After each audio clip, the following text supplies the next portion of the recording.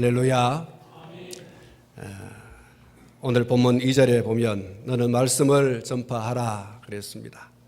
그리고 때를 얻든지 못 얻든지 항상 힘쓰라 그렇게 말씀을 하고 있습니다. 하나님의 말씀은 가두어 놓는 것이 아니고 하나님의 말씀은 풀어 놓아야 됩니다. 이 전파한다라고 하는 말씀이 전해서 널리 퍼뜨린다 그런 뜻을 가지고 있죠. 전하여서 널리 퍼뜨린다. 그러니까 하나님의 말씀은 내 속에 가만히 뭉쳐놓는 것도 아니고, 하나님의 말씀은 교회 안에 가두어 놓는 것도 아니고, 하나님의 말씀은 온 세상을 향해서 널리 퍼뜨려야 된다. 널리 전하고 널리 퍼뜨려야 된다. 그렇게 말씀을 하고 있습니다. 그래서 하나님의 말씀을 너는 말씀을 받은, 말씀을 전파하라고 위임받은 사람들을 가리키는 거죠. 특별히 오늘 이 본문은 바울 사도께서 그의 영적인 아들 디모데에게 주시는 말씀이기도 하지만, 그러나 모든 그리스도 예수의 사람들에게 주는 메시지라고 보아야 합니다.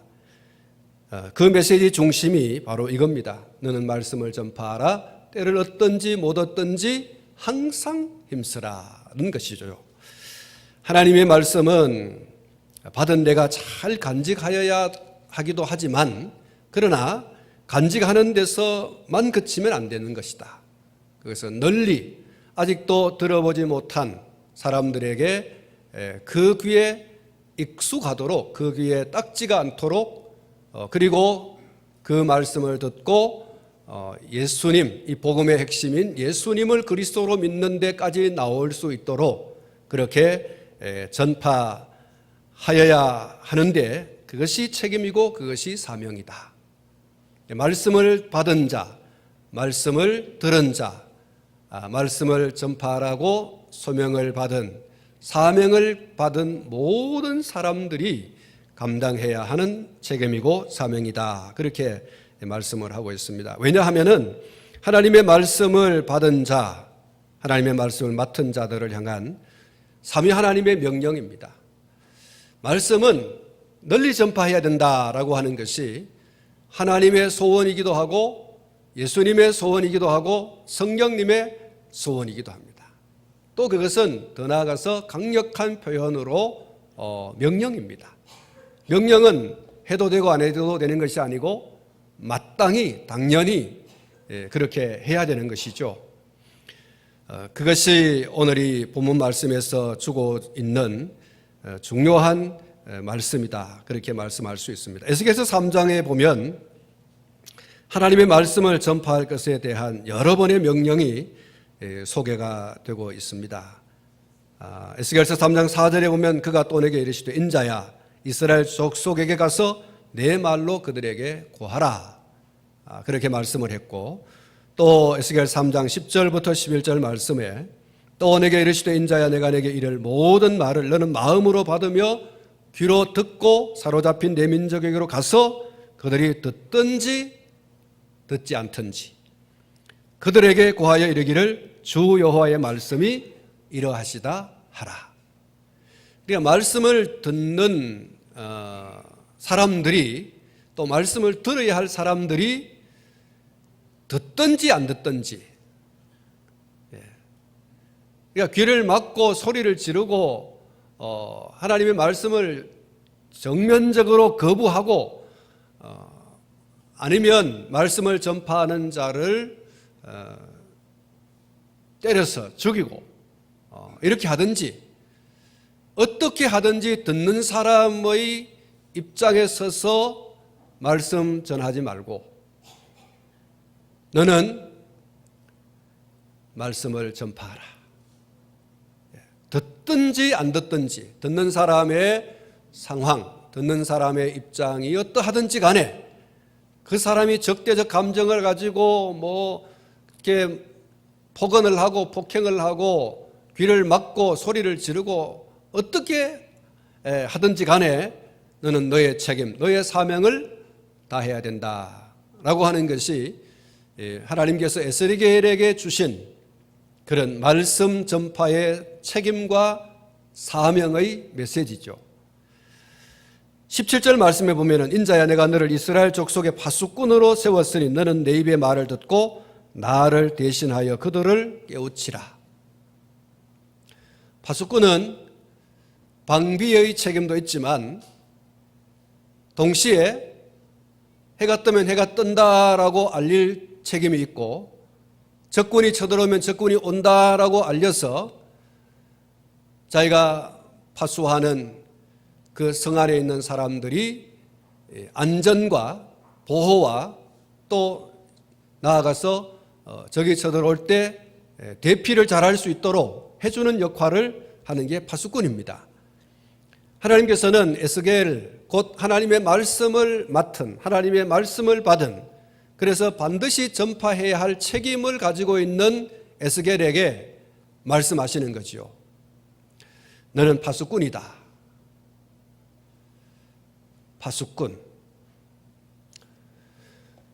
파수꾼이 이 에스겔서 3장에 있어서 가장 중요한 파수꾼의 그 책임은 적이 쳐들어올 때 적이 쳐들어온다라고 하는 것을 알려서 자기가 지키고 있는 성 안의 사람들이 생명을 보존할 수 있도록 해주는 바로 그 책임, 그 사명이 가장 중요한 책임이고 사명이죠.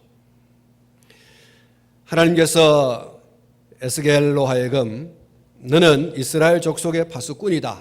내가 그렇게 세웠다.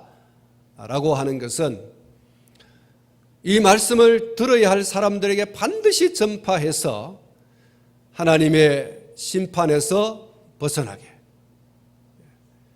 하나님의 심판에서 벗어나서 하나님의 사랑을 받는, 하나님의 보호를 받는, 축복을 받는 족속으로 세워가는 그 책임과 그 사명이 바로 에스겔에게 주어진 사명이고 책임이라고 하는 것을 말씀했습니다.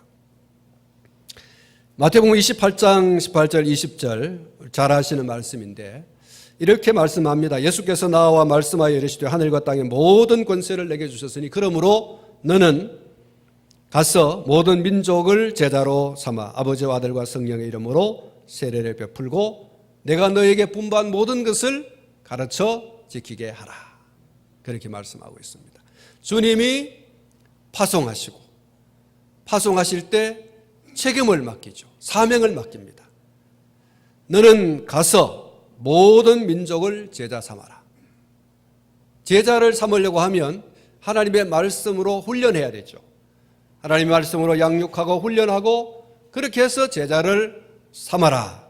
그 책임과 사명을 주님의 제자들에게 주님을 따라가는 그 주님의 판박이들 그 주님의 사람들에게 주님께서 주신 책임과 사명 가서 제자 삼아라. 모든 족속으로 제자를 삼아라. 그렇게 주님께서 말씀을 해 주십니다. 마가복음 16장 15절에 또 이르시되 너희는 온 천하에 다니며 만민에게 복음을 전파하라. 모든 민족에게 모든 열방에게 가서 복음을 전파하라. 사도행전 1장 8절에 오직 성령이 너희에게 임하시면 너희가 권능을 받고 예루살렘과 온 유대와 사마리아와 땅끝까지 이르러 내 증인이 되리라. 할렐루야. 사랑하는 성도 여러분, 삼위 하나님의 간절한 소원과 삼위 하나님의 강력한 명령이 바로 복음을 전파하라. 하나님의 생명의 말씀을 모든 민족과 열방과 방언에게 전파하라. 온 천하에 다니면서 복음을 전파하라. 그렇게 말씀하고 있습니다. 사랑하는 성도 여러분, 사람들은 때때로 전파하지 않아도 될 것을 전파하는 데 열을 올립니다. 전파하지 않아도 될 것을 가지고 열을 올리면서 전파를 하죠. 심지어 어떤 사람들은 사실을 왜곡해서 혹은 침소봉대해서 전파하는 경우도 있습니다. 여러분, 이게 문제죠. 전파하지 않아도 될 것을 전파하고, 그리고 사실을 왜곡해서 작은 것을 아주 크게 이렇게 알리는 사람들이 있습니다. 그래서 그것을 듣는 사람으로 하여금 불안해하고, 그것을 듣는 사람들로 하여금 근심하게 하고, 그것을 듣는 사람으로 하여금 낙심하고 낙망하게 만드는 그런 경우가 많이 있습니다. 여러분, 이런 전파는 무익한 것이죠. 아무런 유익이 없는 거예요. 개인과 혹은 공동체에 아무런 유익이 없는 거예요. 그리고 무익을 넘어서 많은 사람들에게 혼란을 주고 실망을 주고 고통을 안겨주는 겁니다. 가나안 정탐꾼들 중에 여호수아와 갈렙을 제외한 10정탐꾼들이 그 좋은 예가 되어진다고 하겠습니다. 가나안을 정탐하러 모세가 12지파에게 한 사람씩 선정하여서 보내도록 했죠. 그래서 12지파에게서 한 사람씩 대표자들이 나왔습니다. 그 대표자들을 모세가 가나안 땅으로 보냅니다. 그 땅을 우리가 점령할 수 있는지 없는지, 그 땅의 형편이 어떤지, 상황이 어떤지, 그런 모든 것들을 탐색하고 해서 그것을 수집하여서 돌아오라, 그렇게 보냈죠. 근데 보냈는데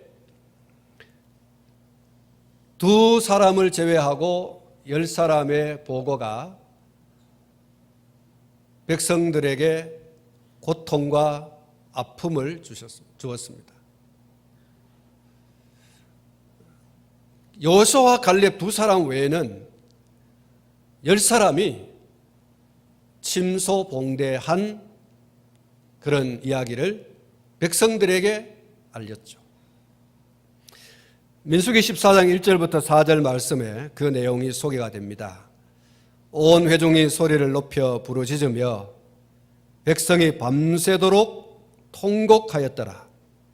이스라엘 자손이 다 모세와 아론을 원망하며 온 회중이 그들에게 이르되 우리가 애굽 땅에서 죽었거나 이 광야에서 죽었으면 좋았을 것을 어찌하여 여호와가 우리를 그 땅으로 인도하여 칼에 쓰러지게 하려 하는가? 우리 처자가 사로잡히리니 애굽으로 돌아가는 것이 낫지 아니하랴. 이에 서로 말하되 우리가 한 지휘관을 세우고 애굽으로 돌아가자. 여러분, 12정탐꾼을 보내고 12정탐꾼이 정탐을 하고 난 이후에 돌아와서 보고를 하는데 10정탐꾼이 안 됩니다. 그 땅은 우리가 점령하기 정말 어려운 곳이고 우리는 저들에 비하면 메뚜기에 불과한 것이다. 우리는 절대로 그 땅을 우리가 그 땅을 차지할 수 없다라고 하는 보고를 할 때에 백성들이 뭘 했는가 하니까 온 회중이 소리를 높여 부르짖으며 백성들이 밤새도록 통곡했다. 여러분, 좋아서 통곡한 게 아니에요. 너무 좋아가지고 그런 게 아니고 이 사람들이 안 된다, 차지할 수 없다 이렇게 얘기하니까 뒤에 나오지 않습니까? 우리가 어디 죽을 데가 없어서 이곳에 와서 죽게 만드냐, 우리 다시 돌아갑시다, 이렇게 백성들을 선동하여서 돌아가고자 하는, 회군하려고 하는 그런 분위기를 만들었죠. 전파하지 않아도 될 것을, 또 사실을 사실대로 이야기했어야 할 것을 이렇게 왜곡되게 이야기함으로써 백성들이 이런 반응을 일으키게 되어진 겁니다. 우리나라 2008년도 5월 달에 이명박 정부가 들어섰을 때입니다. 통치할 때인데, 이 2008년 5월에 미국산 쇠고기 수입 협상이 이루어졌습니다. 근데 그 내용을 어떤 사람들이 침소봉대하여서 퍼뜨리게 되어집니다. 소위 여러분이 잘 아시는 대로 광우병 사태죠.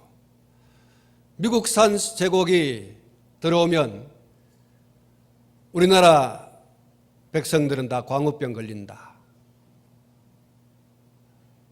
광우병 여러분 아시죠? 예. 광우병 걸린 소는 버둥버둥 거리다가 마침내 쓰러져서 죽는데 이 나라 망하려고 그렇게 하느냐. 이렇게 해서 그 광우병 이야기를 퍼뜨려서 우리 중고등학생들도 그 광장으로 몰려나와 가지고 촛불 시위하고 한 몇 개월 동안 나라가 뒤숭숭하고 어려웠던 그런 것이 있었습니다. 실제로는 그런 것이 아닌데, 그럼 미국 사람들은 다 광우병 걸려서 실제로 그런 죽음이 있어야 되는데 그런 질병이 없다는 거예요. 몇백 마리 가운데 몇천 마리 가운데 한 마리 질병 걸린 걸 영상을 찍어가지고 미국 쇠고기는 다 이런 병에 걸렸다. 그래서 그걸 수입하면 우리나라는 정말 절단나고 우리 자라는 세대가 다 급식을 할 때 그 고기를 먹으면 우리 다음 세대가 어떻게 되냐. 이래서 특히 이 엄마들이 난리가 난 거죠. 그런데 실제적으로 광우병 걸려가 죽은 사람이 없어요. 한국에 수입하는 그 모든 소고기는 광우병 걸린 소다.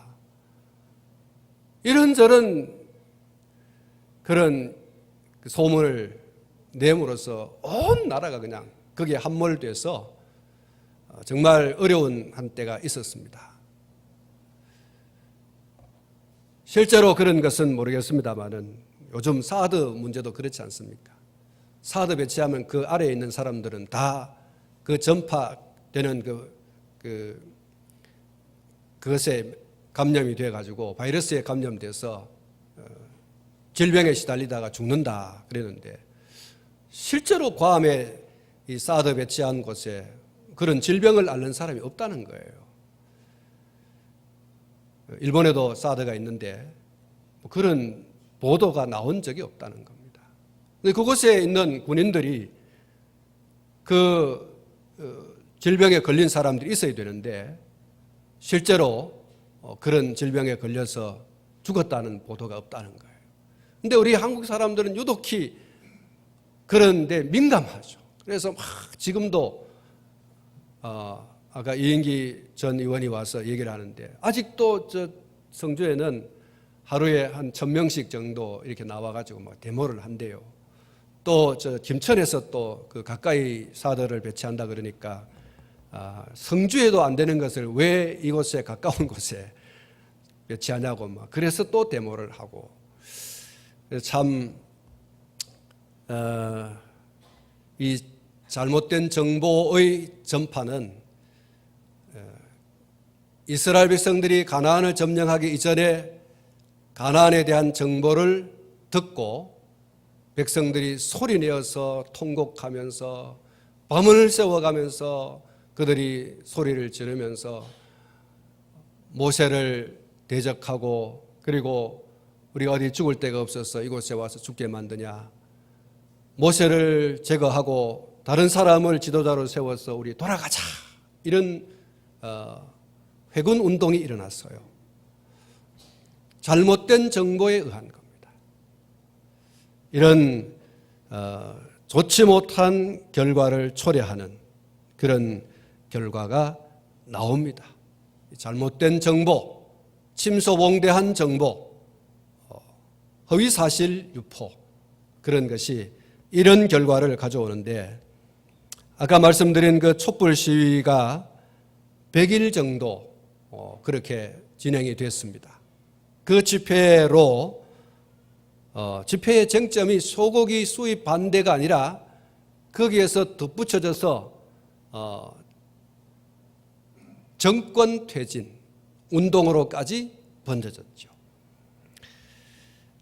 교육 문제, 대우나 문제, 공기업 민영화 반대, 정권 퇴진 그런 것들로 주요한 그 본래의 그 일이 이렇게 변질되어져서 결국 대통령 내려와라 여기까지 나가게 되어진 겁니다. 사랑하는 성도 여러분, 우리가 전파해야 할 복음은 어떤 겁니까? 예수께서 그리스도이시다, 예수 믿으면 구원받는다라고 하는 이 복음의 핵심을 우리가 전할 때 여러분, 그 복음이 전파되어지면 어떻습니까? 복음 전파하면 어떻게 되죠? 구원을 받게 되는 줄 믿습니다. 죄사함 받고 그리고 구원을 받는 그런 결과를 가져오게 되어집니다. 이 생명의 복음은 들어야 할 대상이 따로 없습니다. 전파할 시간도 따로 있는 것이 아닙니다. 오늘 이 성경 말씀 가운데 보면 때를 얻든지 못 얻든지 너는 항상 힘쓰라, 너는 이것을 전파하라, 그렇게 말씀하시고 때를 얻든지 못 얻든지 라고 말씀하죠. 아까 말씀을 드렸던 그 말씀 가운데에서 에스겔서 3장에 보면 뭐라고 했습니까? 듣든지 안 듣든지 너는 전파하라. 그래서 듣는 사람 그 대상이 따로 있는 것도 아니고 또 전해야 할 시간도 따로 있는 것이 아니라 모든 민족과 모든 시간에 이 생명의 복음은 전파해야 된다. 널리 알려서 들을 수 있도록, 그리고 믿을 수 있는 데까지 나가도록 그렇게 하라, 이렇게 말씀하고 있습니다. 모든 장소, 모든 시간, 모든 사람들에게 전파해야 될 것이 바로 이 복음이다, 그렇게 우리에게 말씀하고요. 하나님의 간절한 소원이 있습니다. 디모데전서 2장 4절 말씀에 하나님은 모든 사람이 구원을 받으며 진리를 아는 데 이르기를 원하느니라. 하나님의 소원은 꺼지지 않는 소원이죠. 마치 모세에게 불이 붙은 떨기나무 가운데 나타나셔서 말씀하셨는데 그 떨기나무에 불이 꺼지지 않더라. 여러분, 이스라엘 나라에 가면 떨기나무 있습니다.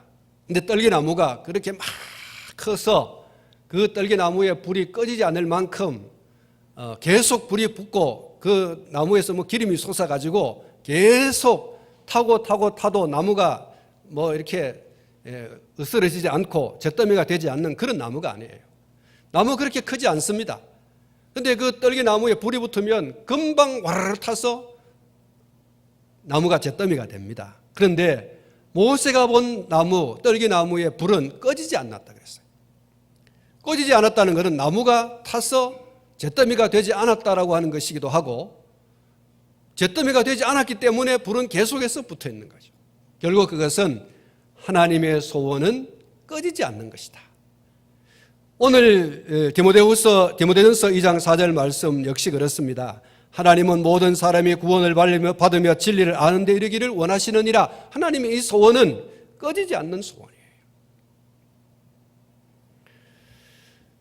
그런데 이 하나님의 소원인 복음 전파, 이 말씀을 모든 민족에게 전파해야 하는데 이 하나님의 소원은 전파하는 자가 없으면 어렵다.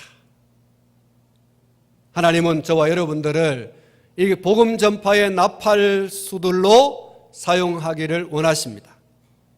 오늘 저와 여러분들이 그 하나님의 소원에 아멘하여 응답해야 할 줄로 믿습니다. 여러분, 우리가 잘 아는 로마서 10장 13절부터 15절 말씀에서 이렇게 말씀하고 있습니다. 누구든지 주의 이름을 부르는 자는 구원을 받으리라. 그런즉 그들이 믿지 아니하는 일을 어찌 부르리요? 듣지도 못한 일을 어찌 믿으리요? 전파하는 자가 없이 어찌 들으리요? 보내심을 받지 아니하였으면 어찌 전파하리요? 기록된 바 아름답도다 좋은 소식을 전하는 자들의 발이여 함과 같으니라. 할렐루야. 전파하는 자가 없으면 들을 수 없고, 들을 수 없으면 믿는 것도 없다 그랬어요. 그래서 전파하는 것이 얼마나 중요한지 오늘 저와 여러분들이 주님의 이 소원, 하나님의 이 소원을 이루어드리는 주인공이 되어야 하는데, 이것은 저와 여러분들에게 선택권이 있는 것이 아니고 이것은 명령이기 때문에 당연히 해야 되는 것입니다. 마땅히 해야 되는 거예요. 우리가 복음을 전할 대상자를 따로 정할 수도 있습니다만 주님은 또 하나님의 말씀은 대상자가 따로 없어요. 모든 민족과 열방과 방언과 족속. 그래서 온 천하에 다니며 마가복음 16장에서는 온 천하에 다니며 만민에게 복음을 전파하라 그렇게 말씀했죠.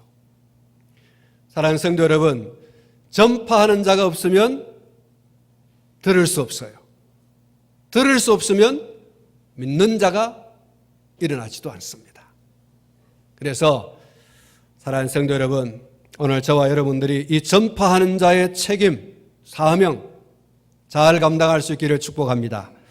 그 소식을 전파하는 자의 발이 아름답다 이렇게 말씀했어요. 오늘 저와 여러분들이 다 아름다운 발로 하나님이 인정해 주신 아름다운 발 될 수 있기를 축복합니다.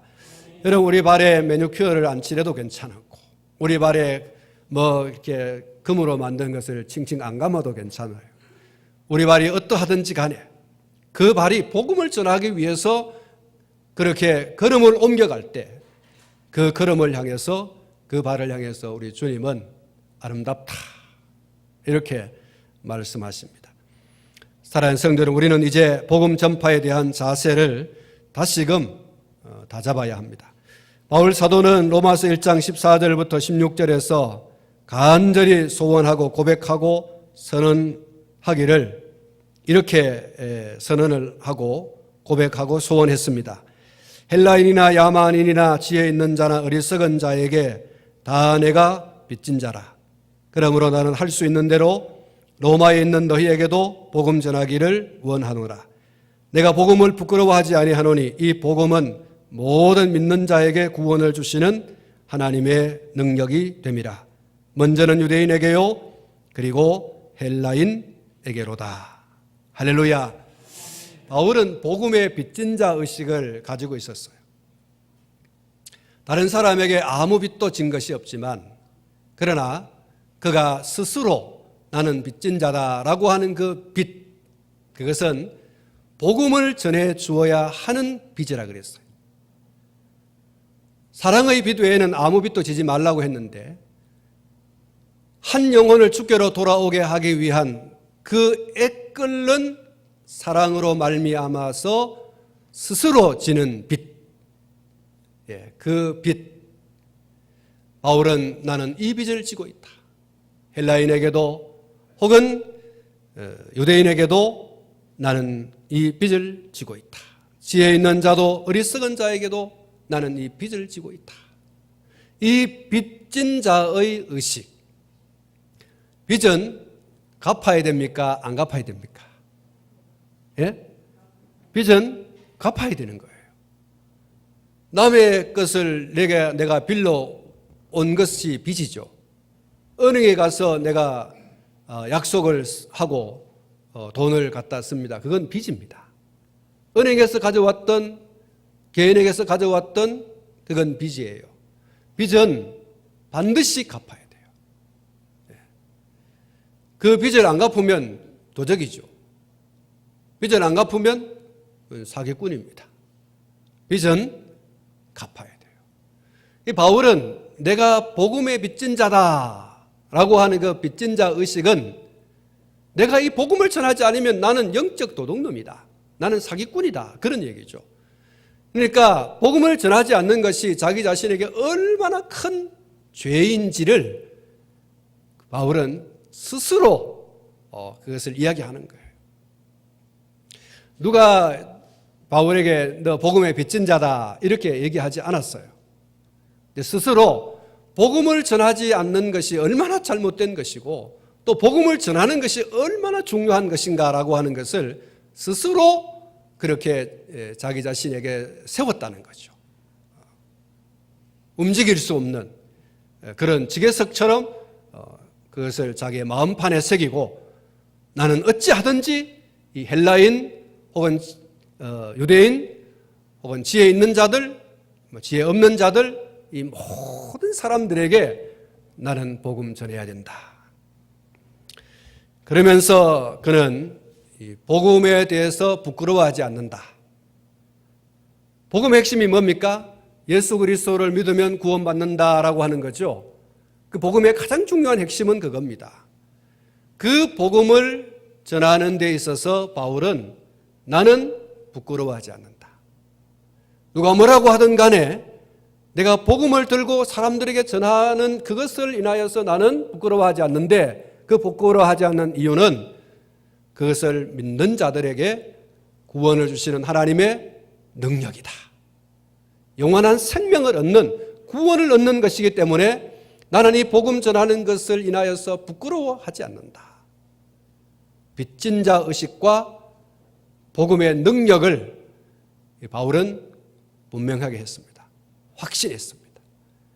그래서 그는 그가 죽을 때까지, 그가 백발이 성성하여 더 이상 복음을 전하지 말라고 울며 불며 말리는 사람들이 있었지만, 그러나 바울은 아니요,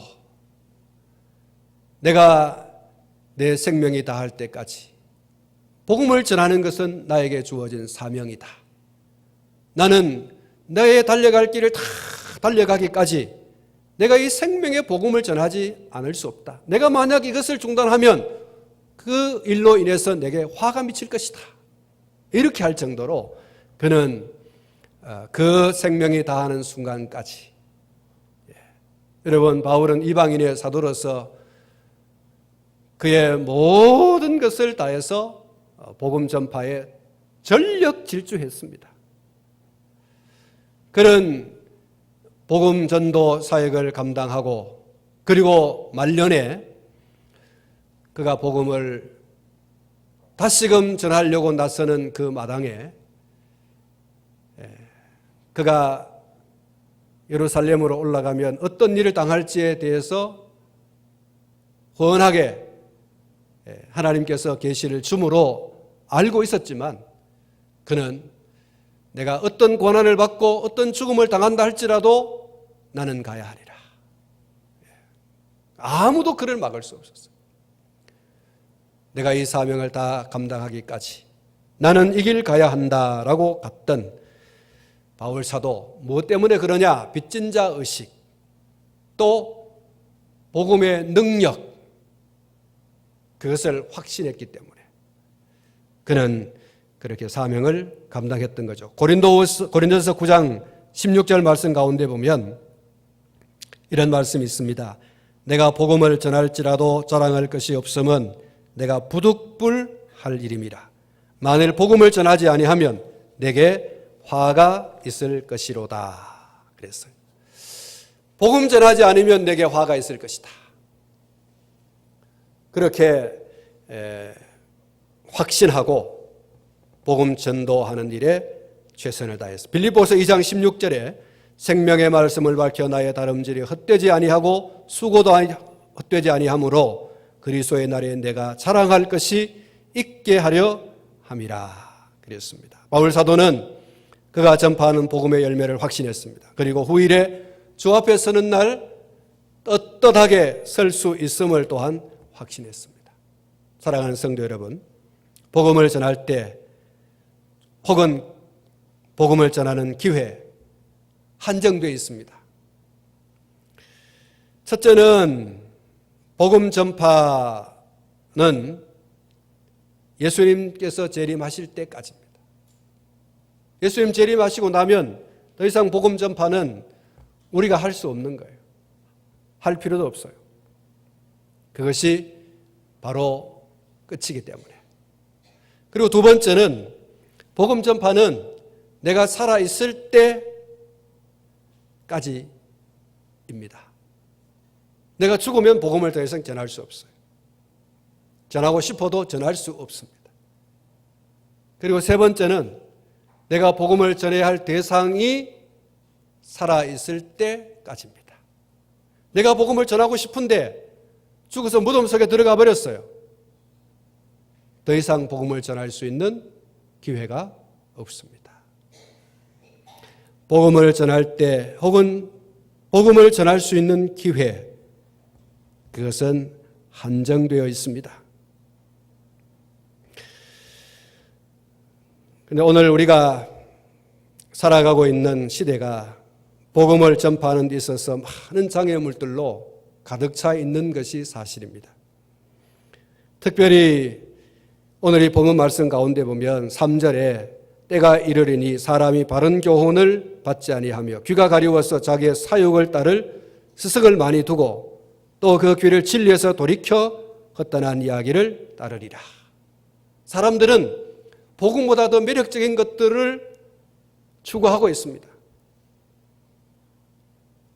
특별히 돈이라고 하는 것, 세상의 권세라고 하는 것, 명예라고 하는 것, 그런 것들이 또 세상 지식을 소유하는 것, 이런 것들이 사람들에게 전부라는 거예요. 여러분 TV 그 광고를 보니까 취직해라, 대학 가라, 뭐 그런 광고를 하면서 다른 데로 빠진 광고를 하는 게 있는데, 여러분 우리 부모들이 늘 자녀들에게 하는 얘기가 그렇죠. 취직해라, 공부해라, 뭐 이런 얘기 많이 합니다. 공부하는 것이 전부고 취직하는 것이 전부고 돈 버는 것이 전부고 그런 것들이 익숙하였어요. 그래서 그것이 전부인 것처럼 이제 달려가는 것이죠. 사람들이 자기를 이렇게 조철 스승, 자기가 조철 스승을 많이 둔다 그랬어요. 바른 교훈을 받지 아니하고 귀가 가려워서 자기의 사욕을 따를 스승을 많이 둔다. 그래서 이 복음을 듣는 것에 대해서 별로 그렇게 소중하게 혹은 아주 긴급하게 들어야 할 것으로 여기지 않는다. 사실 요즘은 뭐 살기가 좋잖아요. 과거 복음이 확산되어질 때 가장 그 폭발적으로 일어날 때가 70년대죠. 그리고 그와 함께 전파되어졌던 그 메시지가 왜곡된 메시지. 다시 말하면 예수 믿으면 부자 된다. 예수 믿으면 잘 산다. 새마을 운동과 더불어서 복음이 그렇게 좀 왜곡되게 선포되어진 경향이 있습니다. 그래서 예수 믿으면 부자 되는가 해서 막 교회로 막 몰려들어왔어요. 근데 실제적으로 그렇게 몰려왔던 성도들이 세상을 변화시켰는가? 어느 종교든지 그 종교가 그 민족 가운데 3%가 되어지면 그 민족을 바꾸는 큰 힘이다 이렇게 했는데 우리나라는 25%라고 합니다. 예수 믿는 사람들이. 그런데 예수 믿는 사람들이 세상을 변화시켰는가? 그런 부분도 없지 않아 있겠지만 그러나 예수 믿는 사람들이 오히려 더 세상을 어렵게 만들어요. 복음이 그렇게 왜곡되면 안 됩니다. 복음은 예수 믿으면 구원받는 거기에 초점이 맞춰지고 예수 믿는 사람들, 구원받은 사람들이 어떻게 세상 가운데 살아가느냐라고 하는 그 도덕적, 윤리적 높은 수준의 그 도덕적, 윤리적 책임이 있지만 복음의 원 핵심은 예수 믿으면 죄사함 받고 구원받는 거예요. 근데 이 복음이 요거는 좀 약화되어지고 뒤에 있는 것, 도덕적으로 살고 윤리적으로 삽니다. 잘 됩니다. 부자 됩니다. 거기에 초점 맞춰졌죠. 그래서 여러분 부실한 복음이 한국 교회의 복음이 아니었던가 그런 자성이 있습니다. 근데 그래서 그 복음의 능력이 많이 약화되어진 현상이 그 70년대를 지나면서 80년대, 90년대, 2000년대 들어오면서 세상 사람들이 복음에 대한 매력을 잘 느끼지 않습니다. 미국 교회가 지금 이렇게 바꿔지고 있는데 다시 말하면 예수 믿으면 잘 살고 부자 되고 뭐 이렇게 한다라고 이렇게 이야기하는 그 교회는 점점 지금 숫자가 줄어들고 있고 복음의 진정한 메시지 예수 믿으면 죄사함 받고 구원받습니다 라고 하는 이 복음의 진정한 메시지를 전파하는 교회는 지금 성장하고 부흥하고 있다는 거예요. 그렇게 전하면 매력이 없어 보이고 그렇게 전하면 성도들이 떠날 것 같은데 오히려 그렇게 복음을 전파하는 교회가 지금 큰 부흥이 일어나고 있다. 여러분, 복음은 변질되면 안 됩니다. 복음의 그 본질이 절대로 변질되면 안 됩니다. 복음의 본질은 변질되어지는 것도 아니지만 그 복음을 맡은 사람들이, 복음을 전해야 할 사람들이 정말 그 복음의 본질을 그대로 전해야 되는 거예요. 사랑하는 성도 여러분, 사람들이 교회에서 듣는 얘기나 교회 밖에서 듣는 얘기나 똑같이 그렇게 들려지면 안 됩니다. 교회 안에서 듣는 복음, 성도들에게서 듣는 복음, 그 복음은 본질이 변질되지 않는 복음, 복음이 변질되지 않는, 본질이 변질되지 않는 복음, 예수 그리스도를 믿음으로 말미암아 구원을 얻는 하나님의 능력, 여러분, 그것을 복음은 우리 복음을 맡은 사람들, 복음을 전파해야 할 책임 있는 사람들이 전해야 됩니다. 사람들이 별로 매력을 느끼지 않는다 할지라도 그러나 결국은 그 본질이 승리합니다. 여러분, 그것이 오늘 이 20세기에 서구에서 보여지고 있는 부흥의 현상입니다. 그렇게 전하면 안 될 것 같은데 과거 역사 속에 예수 믿으면 복 받는다, 예수 믿으면 부자 되고, 예수 믿으면 건강해지고, 예수 믿으면 치유되어지고, 예수 믿으면 승진도 잘 되고, 세상적으로 뭐 이렇게 한다는 얘기가 일어났을 때도 있었지만, 그러나 그것이 시간이 지나면서 그렇게 전했던 복음은 이제는 역사의 뒤안길로 오히려 퇴락하고 쇠락하고 그렇게 무너져가고 있습니다. 그런데 복음의 본질을 전하는 지금 그런 서구 교회들이 일어나고 있다는 거예요. 여러분, 우리 한국 교회도 그렇게 돌아가야 되죠. 우리가 복음을 전할 때에도 복음 메시지를 본질이 변질되지 않는 그 복음을 전해야 된다. 세상에서 듣는 얘기, 똑같은 얘기를 들으면 안 된다는 얘기죠. 세상 사람들은 오늘 이 디모데서를 통해서 이야기하고 있는 것처럼 자기 사역을 따를 많은 그런 것들을 스승을 두지만, 그러나 그럼에도 불구하고 교회가 거기에 맞추어서 자꾸 가야 되는 게 아니고, 복음은 그럼에도 불구하고 본질이 변질되지 않는 복음을 계속해서 전해요. 왜냐하면 바울이 말한 것처럼 그것이 바로 십자가의 능력, 듣는 사람들에게 믿는 자가 일어나는 그런 십자가의 능력이 나타나기 때문에 그렇습니다. 할렐루야.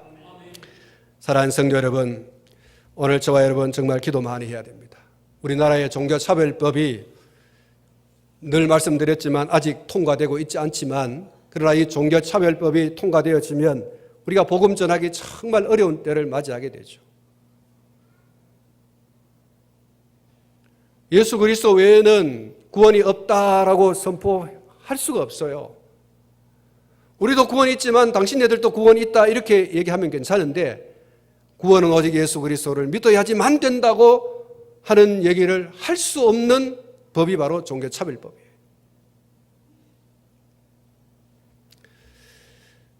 앞으로 어떻게 또 방향이 나갈지 모르지만 이런 어려운 때가 오더라도 우리가 변함없이 예수 믿으면 구원받습니다 라고 하는 이 복음, 예수 믿지 않으면 지옥 갑니다라고 하는 이 본질이 변질되지 않는 복음, 이것을 우리가 전해야 됩니다.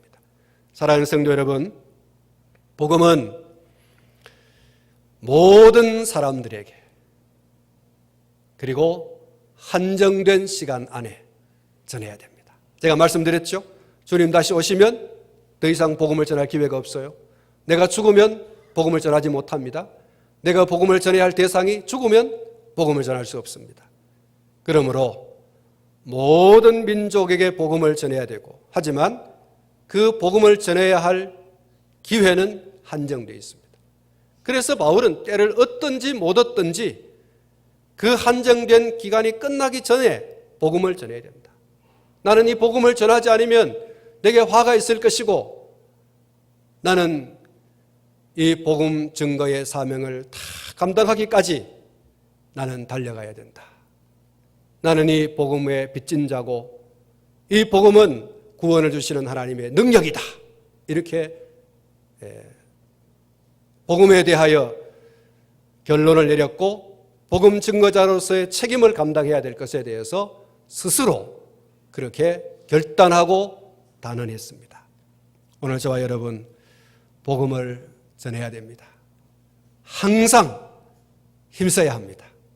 오늘 저와 여러분이 그런 복음을 맡은 자, 복음을 전할 자로 그 책임과 사명을 잘 감당함으로써 저와 여러분을 통하여 영생을 주시기로 작정한 자들 많이 불러내는 그런 복음의 통로로서의 역할을 능히 감당할 수 있기를 주님의 이름으로 축복합니다.